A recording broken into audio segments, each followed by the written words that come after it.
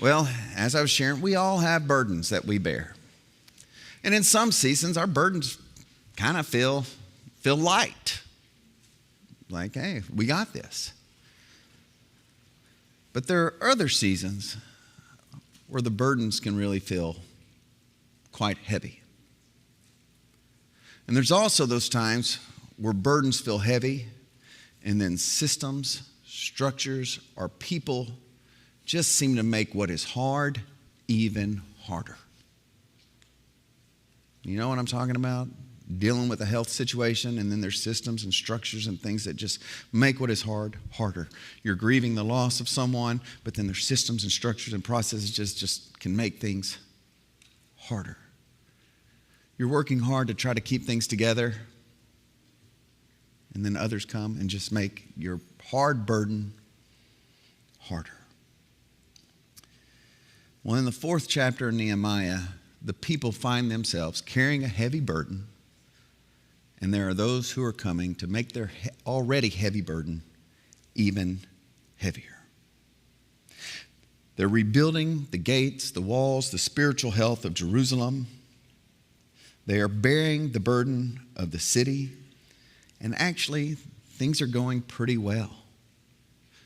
Nehemiah got the blessing of the king. He brought people from Persia with him. The people of Persia and the people of Jerusalem are getting along. They're working for the common good, as we studied last week.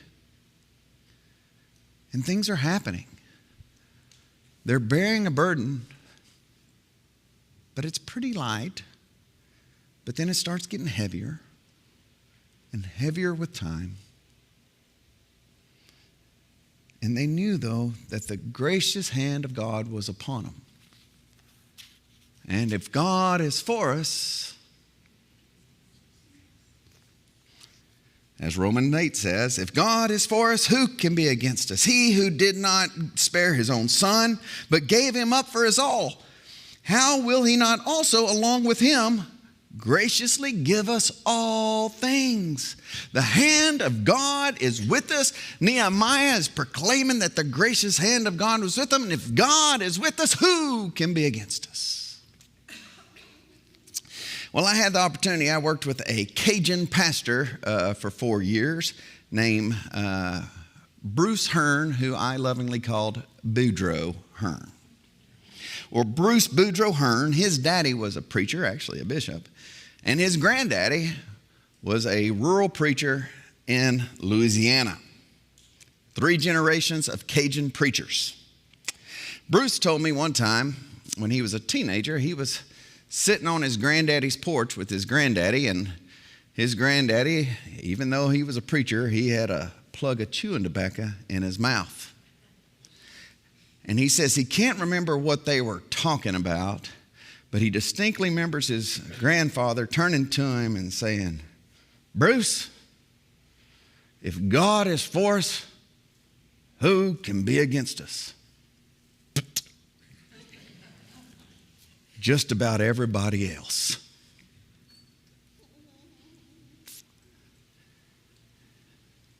And isn't that the truth? God can be for us. But that doesn't mean everybody's going to be for us. Doesn't mean everybody's going to be on board in helping us to bear the burdens that we've been called to. And this is what is happening with Nehemiah. They are working on the walls. They're rebuilding the gates. And we find ourselves in Nehemiah chapter 4, beginning with verse 7. But when Sanballat and Tobiah and the Arabs and the Ammonites and the Ashdodites heard that the repairing of the walls in Jerusalem was going forward and that the gaps were beginning to be closed, they were very angry. And they plotted together to come and fight against Jerusalem and to cause confusion in it. If you ask Nehemiah, if God is for you, who can be against you? He said, well, Sanballat, Tobiah, the Arabs, the Ammonites, and the Ashdodites. They could be against us. And they were. The people had their burdens to bear. And their burdens that they were bearing were about to get heavier because others were coming against them. Nehemiah says in verse 9, so we prayed to our God and set guard as protection against them day and night. Notice, they didn't just pray instead of acting. They didn't act instead of praying. They prayed and then they acted, finding strength in God to guard themselves against those who were coming against them. Because if God was for them, who could be against them? This past Tuesday, we had our Veterans Day. We recognized our veterans, and I don't see him here this morning, but usually in this service we have our Mayor Wes Mays with us, and I was greatly honored. He invited me to participate in the ribbon cutting and the dedication of our Veterans Memorial, Veterans Plaza here in Coppell. If you've not been to it, go see it. And if you get a chance, go see it at night. Here's a picture of it at night, all lit up. It was just beautiful. There was a drone show. It was really fantastic. But the Veterans Day and this plaza is set aside to honor those who, like in the scripture, have guarded and protected their people, protected us. I used to call my grandfather every year on Veterans Day. He was in World War II in Africa and in Europe. And for many years, I would say, Happy Veterans Day, Granddaddy. And he would reply, and he could be salty. He would say, it's not happy. And after a while, I realized the proper thing for me to say to my grandfather and the other veterans was, thank you. Thank you for bearing a burden for this country. I want to ask the veterans that we have here with us, if you don't mind standing. Any veterans? Brother Doug?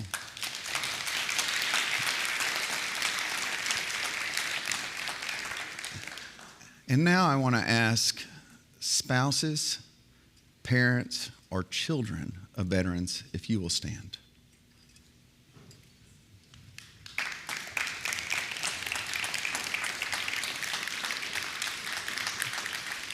And we say thank you. For our veterans carried a distinct burden in their service, and many of them carry burdens long after their service ends.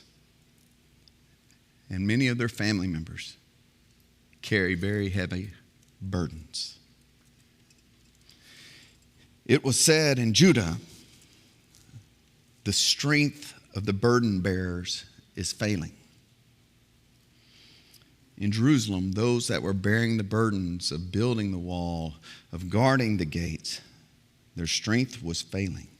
Their burdens were heavy, and others were coming to make it even heavier.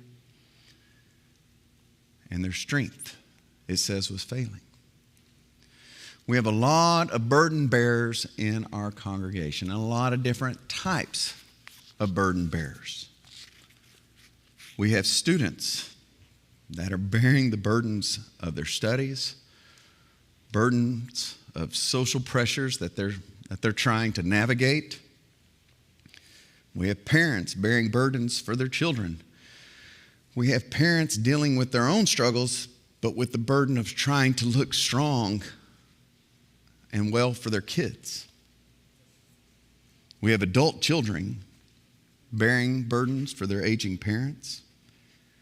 In our church, we have caregiving heroes, a support group for those who are burden bearers for loved ones who are aging and have other concerns. We have people bearing burdens for people struggling with addictions, others with the burden of their own recovery,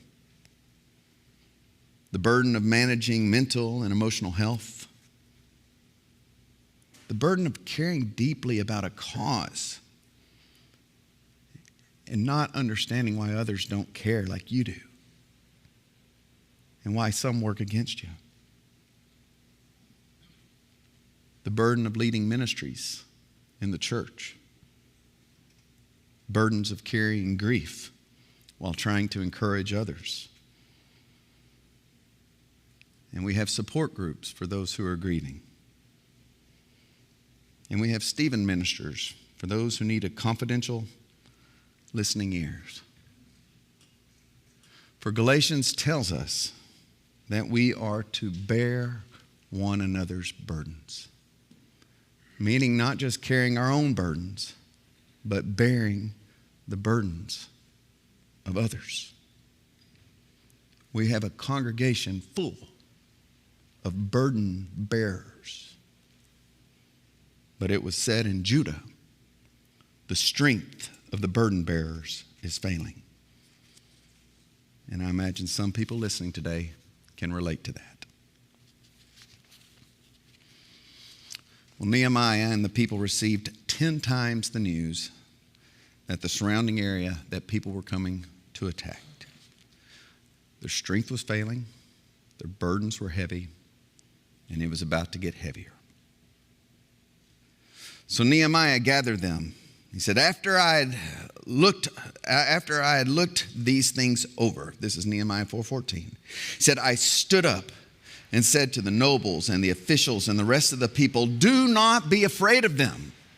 Remember the Lord who is great and awesome, and fight for your kin, your sons, your daughters, your wives, and your households. Do not be afraid. It is the most frequent commandment we have in the Bible, and it is among the hardest to fulfill. To not be afraid. The people are afraid, strength failing. But Nehemiah comes to them and says, pray and remember. Pray and remember. Will you say that with me? Pray and remember. Remember the Lord is great. Remember the Lord is awesome. Remember the Lord's gracious hand is with us. Remember how the Lord has been faithful in the past, and that same Lord will see us through this as well. Remember those you love. And remember those who love you. Pray and remember. Pray and remember. David Goggins is a Navy SEAL. He is a veteran of the Iraq War. And he shares his story that he tried to pass the SEAL training 3 times. It took him 3 times before he passed. He said he thought frequently about quitting. He thought that he didn't have it in him. But he said his life changed once he discovered the 40% rule. The 40% rule. What is the 40% rule? I'm glad you asked. Goggins shared that when your mind or your body says that you can't take any more, you can't run another 100 feet, you can't do another pull-up, you can't do another push-up. When your mind or your body says you can't handle anymore, he says, in actuality, that is just a defense mechanism trying to protect you from pain. But in actuality, you are only at 40%. That you've got another 60% in you. Goggins said, after he discovered this, his life was transformed, and he became the only member of the U.S. Armed Forces to complete the SEAL training and the Air Force Tactical Air Controller training, which is not an easy thing, and the U.S. Army Ranger School. That he completed all 3 of those, and when he went through the Ranger School, he was named the Enlisted Honor Man, which is like the top trainee. So I don't know how scientific Goggins' 40%, 60% is. But what I do know is what we have in Ephesians that says God's power at work within us is able to accomplish abundantly more than we can ask or imagine. Again, when we may feel spent, that we can't go on more, that we can't bear this burden any longer, God's power at work within us is able to accomplish abundantly more than we can ask or imagine, even greater than 60%. So Nehemiah gathers the people and he says, remember the Lord who is great and awesome. Fight for your kin and your sons and your daughters and your wives and your households. Remember, you are not fighting with your own strength. Remember, you do not bear your burdens alone. Remember, you have a God who loves you. And remember, those who you love, and remember those who love you when you feel like the burden is just too much. So to all our burden bearers, the burdens of life are not light. And there are people and systems that can make it harder. But know your burden bearing is appreciated. Those of us who are the beneficiaries of you bearing burdens, we may not always adequately express our gratitude. But know that God sees what you're doing. God sees and God knows the burdens that you bear.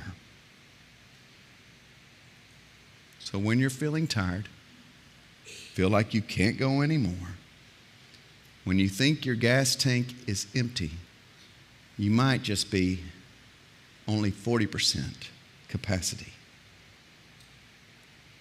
Pray and remember. Pray and remember. Because if God is for us, who can be against us? He who did not spare his own son, but gave him up for us all, how will he not also, along with him, graciously give us all things?